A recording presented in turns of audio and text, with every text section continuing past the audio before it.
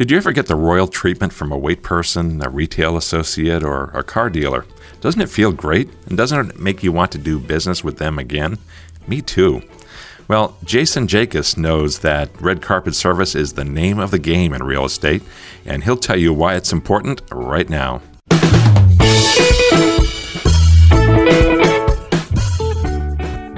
From the studios of the Royal PalmCast Realtor Association in Fort Myers, Florida, this episode is a short takes edition of the Royal PalmCast with your host, Jim Sanville. Hello and welcome to the Royal PalmCast. I'm your host, Jim Sanville. We're going to give you a special short takes edition of the Royal PalmCast today. That's where we squeeze a lot of useful information into a shorter than normal time frame. And we've got a guest today who is going to help us get the word out about some really important stuff. I'm here also with Jerry Johnson. Jerry, how are you today over on the board? Good morning, Jim. I'm doing just fine today. Are you? You getting hungry for lunch? Yeah, we're getting there. You're getting there. Did you bring your lunch today? You brown bag it? I did brown bag it today. Really? Yep, it's leftovers. Leftover? What did you have last night? It was a taco salad from a local restaurant. It was very good, but too filling, couldn't finish it, so it's lunch today. Yeah, I miss going out to restaurants as much as I used to because the leftovers are always pretty good. Mm-hmm. Pretty good. True. From the joints I went to anyway. And in any event, I want to welcome right away our guest. His name is Jason Jakus. He is Mr. Real Estate here in Southwest Florida, as far as I'm concerned anyway. This guy has done it all. He is an author. He's a national speaker. He's a business coach, a consultant. He owns and operates his own brokerage with lots of brokers and several offices in Southwest Florida. Next Home Advisors is the name of that. You may have seen Jason on TV as a featured expert on real estate. And he's a member of our board here as well. He hosts a couple of podcasts and does lots and lots of other things. He's a director of Florida Realtors. So here's a guy who knows a lot about real estate. Originally from Wisconsin, we're happy to have him in Southwest Florida. Jason, welcome. Thanks, Jim. I appreciate that. Great to have you. Let's jump right into it, Jason. Let's talk about customer service, red carpet customer service, that concierge level that everyone deserves but doesn't always get. Yeah, I mean, I think, when I look at real estate, this is going to be somebody's biggest investment they'll ever make, if not the biggest.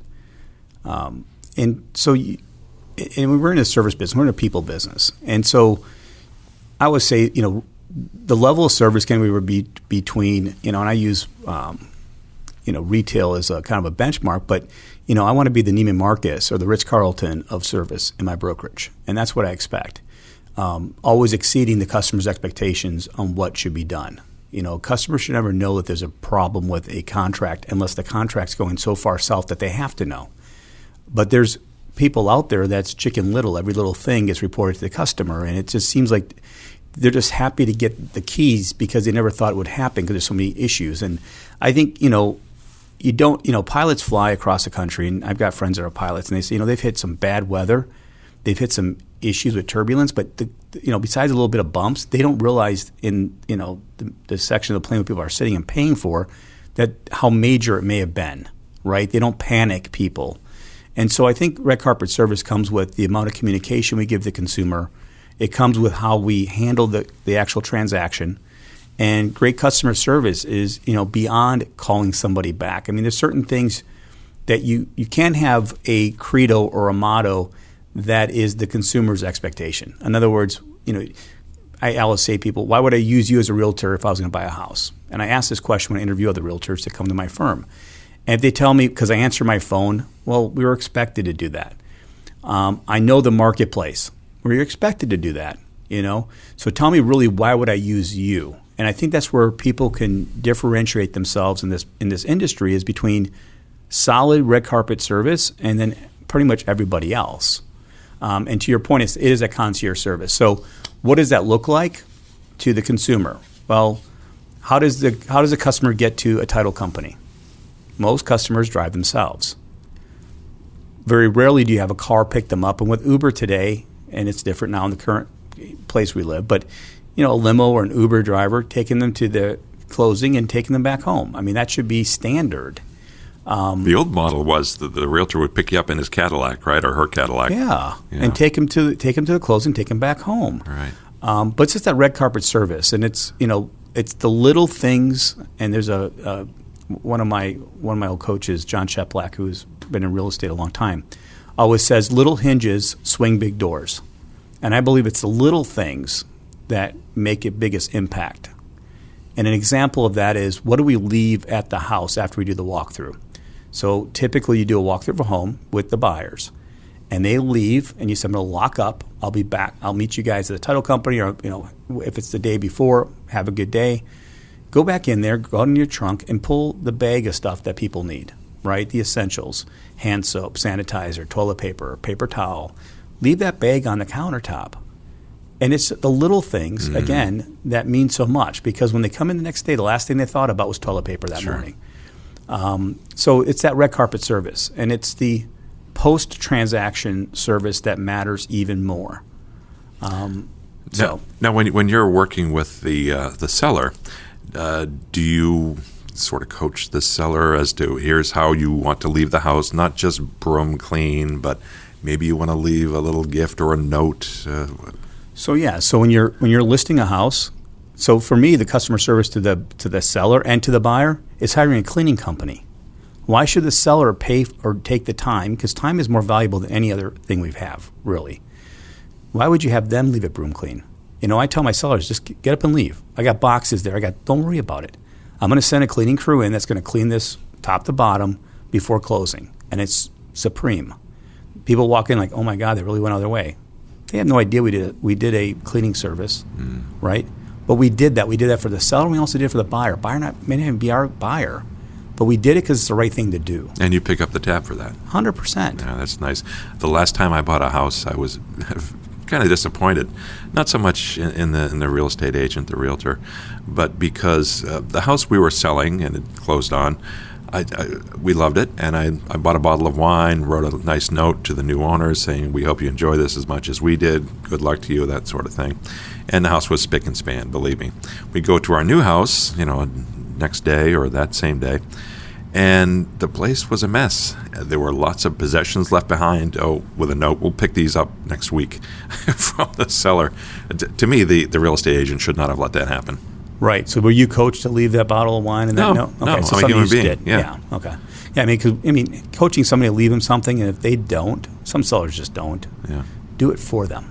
Right. That's the red carpet service. Those little things, those little hinges that swing those big doors. The memory of that is so important. One of the things people forget about when they sign their papers, they buy the house, or they sign their papers to sell the house, is that last picture or that first picture in front of that house. Who takes that? And what do you do with that? So you could take that picture and have it framed for them and deliver it a couple weeks later. It's a great reason to drop by and say hi. It's interesting because NAR every year National Association of Realtors does a survey, buyer and seller survey. And they said, it's like 90% or some outrageous number of consumers would use their real estate agent again in another transaction, but less than 25% do. So why is that? Well, because at the end of the transaction, they're gone. And there's very little follow-up from the agent to that consumer that bought or sold that house. So I always ask people, as an agent, what is your follow-up system after the close? So for me, if you bought a house from me and you and your wife went to the house and you guys opened the door up and went inside, I'm calling you 2 hours after closing. Why? Because I know you're in that house, right? I know you're in that house. And I'm going to say, hey, Jim, how's it going? What do you guys think?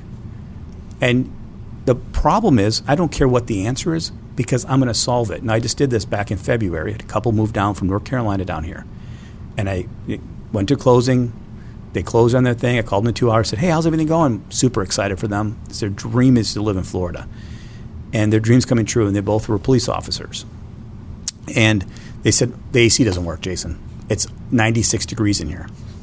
So I said, I'll be right there. And on the way there, I called my AC person. I said, meet me there. I paid for that bill, got him in there, diagnosed the problem, got it fixed. But I showed up, and I also had the AC guy show up, and I rolled up, and 10 minutes later, AC guy's behind me, got it fixed for them.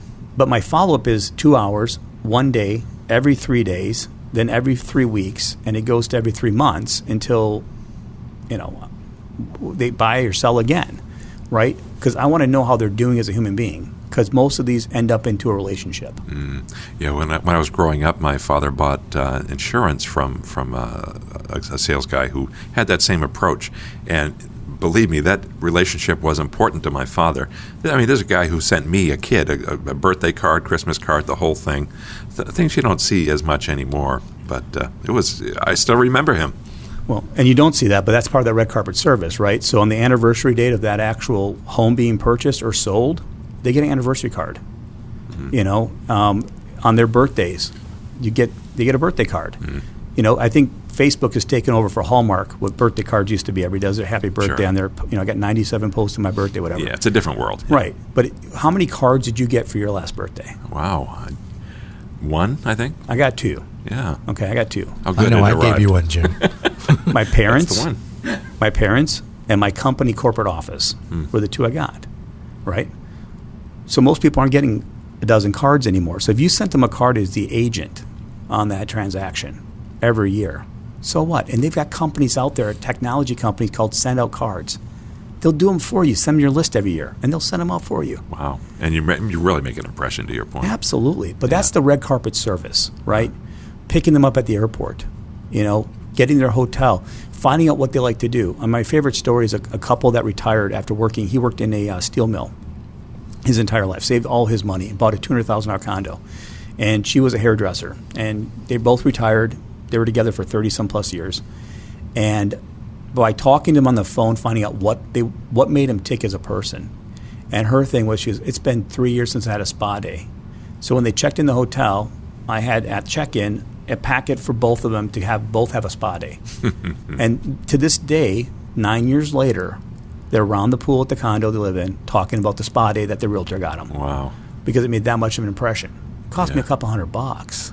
Wow. And they were buying a $200,000 condo. But it doesn't matter. It's that red carpet service to them that makes the experience different, right? And that's what people enjoy. Anybody can go out and buy a house, anybody can turn a door and open it with a Supra, but what's the experience you're giving that consumer? Plus, I'm going to go out on a limb here, Jason, and guess that these folks recommended you to others. Oh, absolutely. I mean, and that's a good byproduct of why we do it, right? It's a great byproduct. But you do it because it's the right thing to do. It's their biggest purchase that they're ever going to make. And it's the shelter that they raised their family in. And, it's the place that they're going to hang out with their neighbors and be quarantined. And, it's a big deal. And we need, as realtors, as brokers, we need to treat it as the biggest deal that, for them as ever. Now, Jason, in the last minute or two we have left, I wonder if you could distill for me in 2, 3, 4 points, whatever it takes, your customer service philosophy. What are the 3 or so most important things that realtors can do to provide concierge-level service? Yep. So here's my thing. I tell everybody this. I get a lot of realtor-to-realtor referrals down. In fact, I got one this afternoon. And I always tell the person that contacts me, I'm going to treat your customer better than family. And it's not that I don't treat my family well. I treat my family like gold. I love family. Family's so important to me. But I'm going to treat them better than family. And I did sell my uncle and aunt a house down here, and I've dealt with family members down here selling houses. But I'm going to treat them better than family, because you can close your eyes and picture that, right? If you just talk about I'm going to provide great customer service, that means different things to you, or to you it's different. But if I tell you I'm going to treat them better than family, you can envision what that looks like.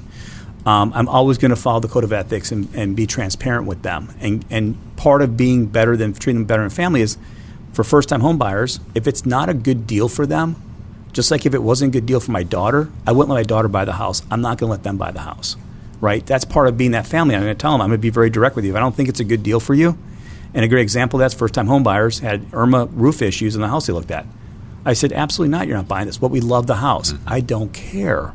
You've got a roof that needs to be replaced before you can get insurance on it.